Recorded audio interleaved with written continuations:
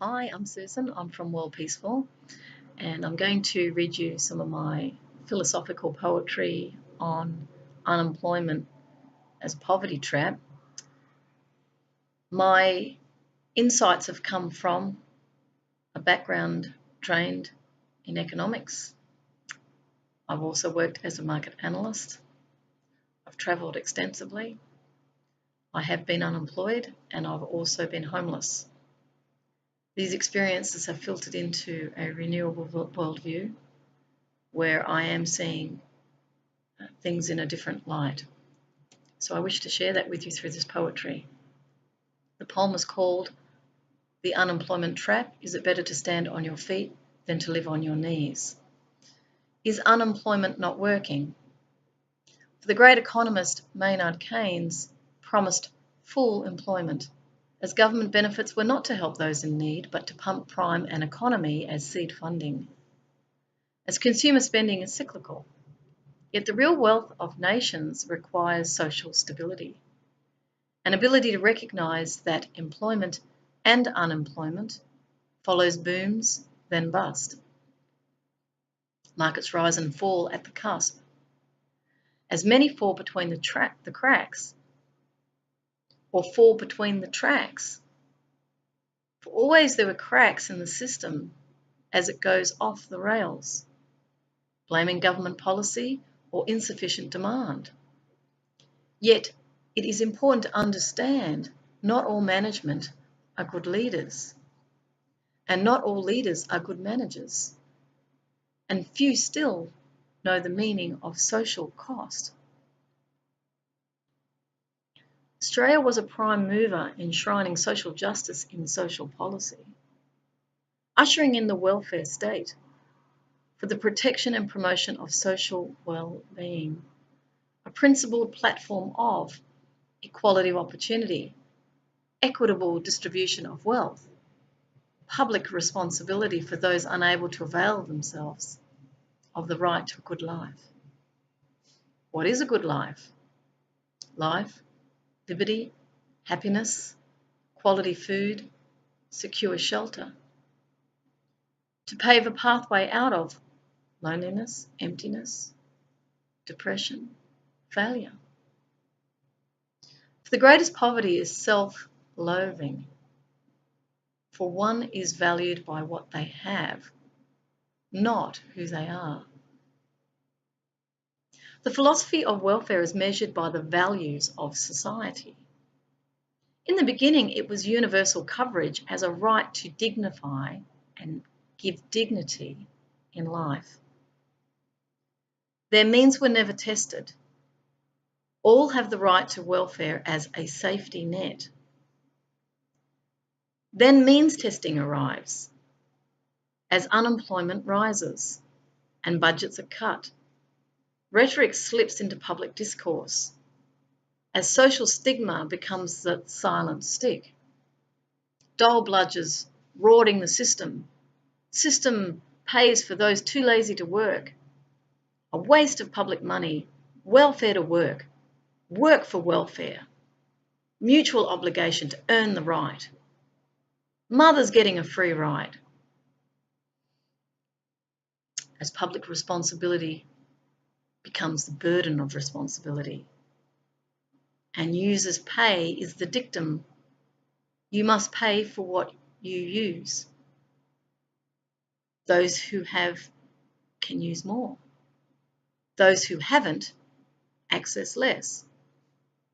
Cross-subsidisation is sold off as public assets become private property rights. Flexible markets free fall to lower real wages and conditions. Unemployment is deemed a cost of production rather than a market failure. Perceiving taxes paid to welfare as non-productive liabilities. Higher taxes on the system is a drain. Is economic rationalism to blame?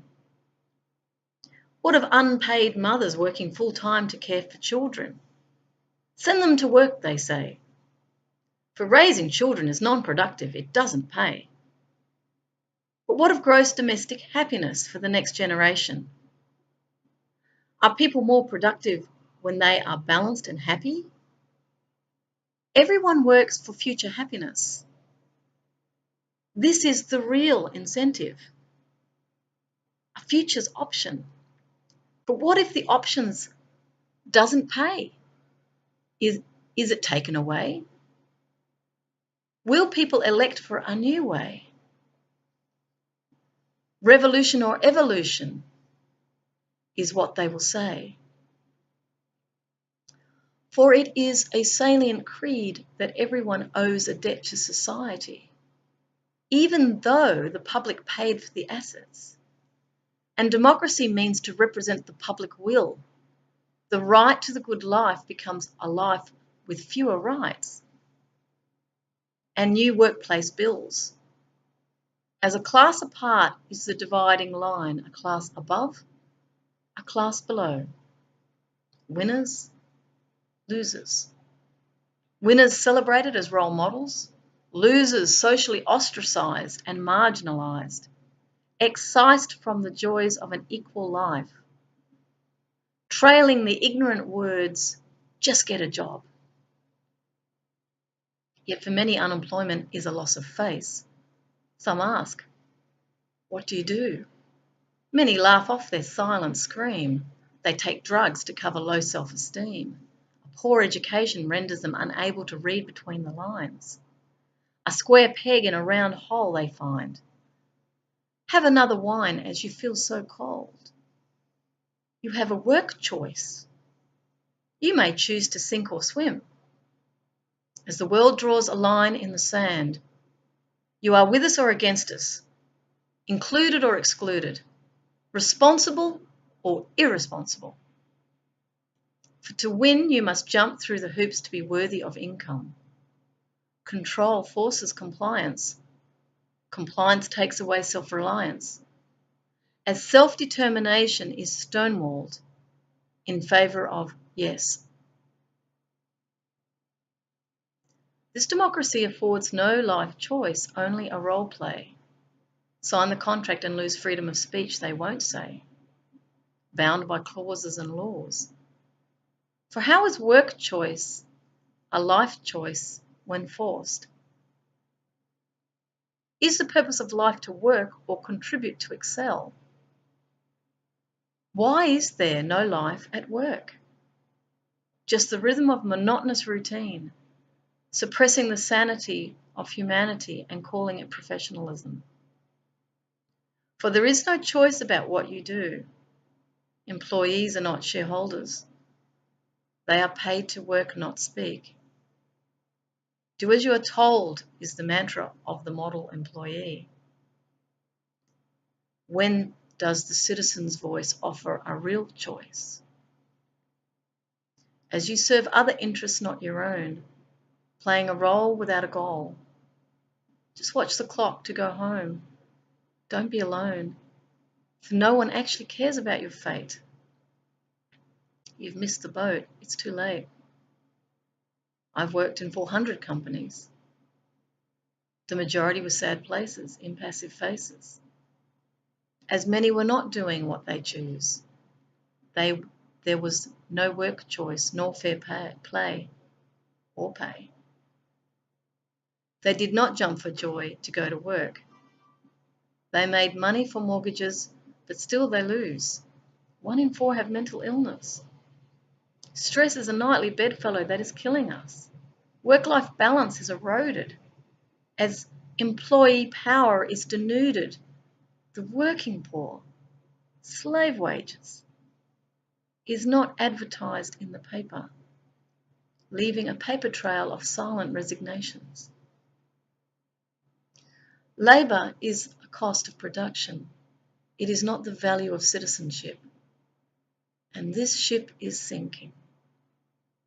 As Greece slips and slides into depression, Europe's economic zone dismembers. The US subprime masks the greed and corruption in money lending, as bailouts were a waste of public money.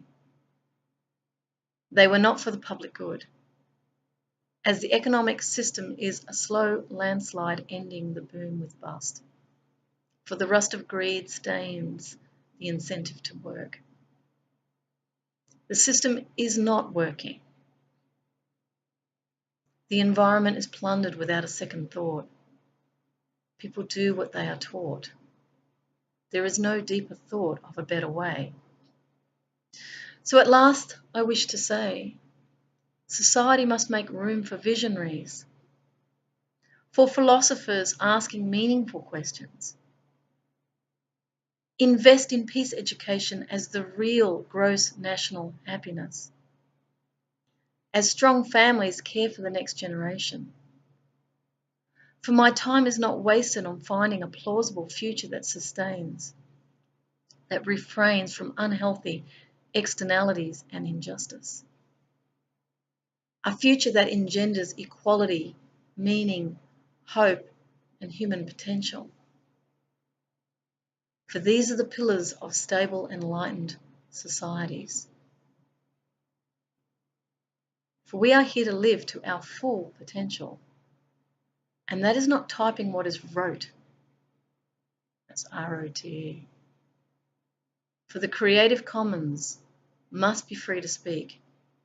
Money is not the marker of success, nor does it inspire you to reach your peak.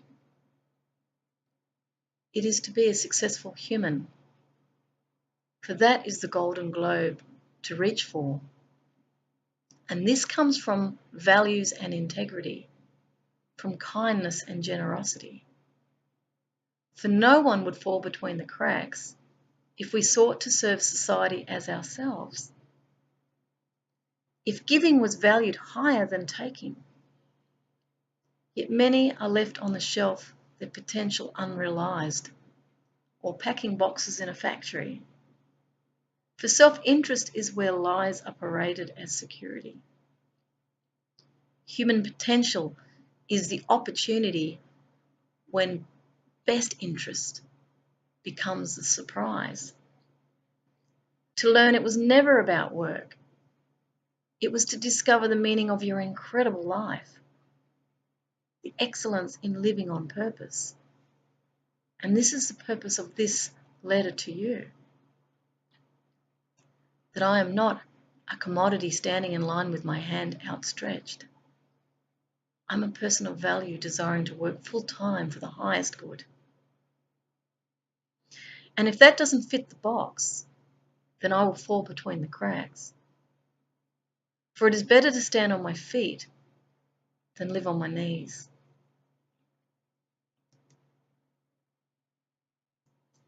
So that was a poem I wrote when I deeply contemplated the situation with unemployment and the false inequalities we create through belief systems. I'm learning these days that I have to look through the prism of life without a story, is to look at things as they actually are. To value every single human being that I meet. I don't see success in wealth, and I don't see failure in poverty. I see an imbalance between people. Some have too much and some have not enough. So what would compassion do? What would love do? How would this worldview move in response to this inequity and imbalance? Again, Gandhi comes to my mind, be the change you wish to see in the world. Instead of walking past the homeless, engage with them, talk to them, ask them what they need, what has happened, be a friend. If somebody's unemployed, see if there's some way you can create an opportunity for them to come into your workplace, even if it's just to do work experience. To give them a sense of belonging is what that does. If you can pay them part-time, that's great too. Share the abundance. And interestingly enough, the law of attraction works on the principle that the more you give, the more you get. So if our mindsets are governed by lack or poverty, that actually creates the unemployment trap itself, because we believe there's not enough.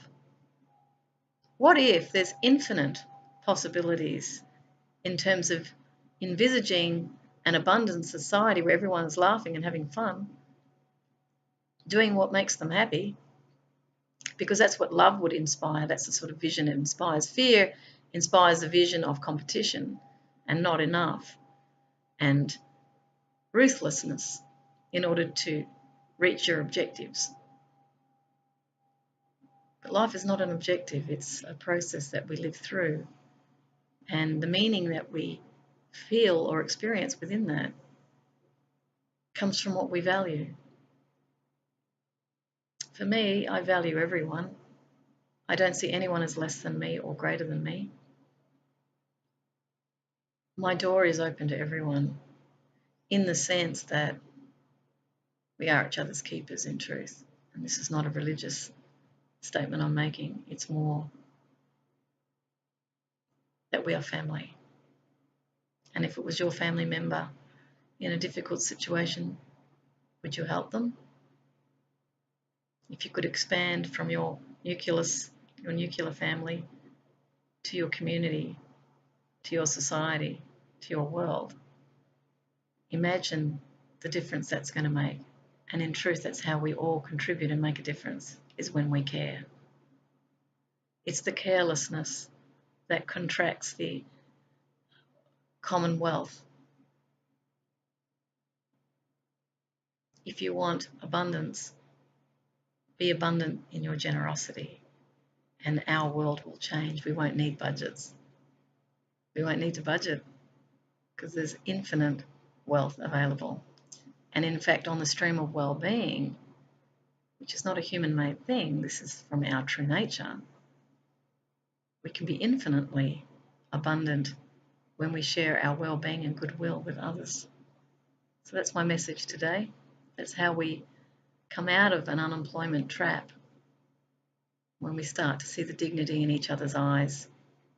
We don't talk down to them or call them a bludger or a loser, but we look at them and we say, how can I help you? What is it you're truly wanting? And I will help you by training you with the tools that will enable you to find what it is that you're seeking. You're equal to everybody, and I am your friend.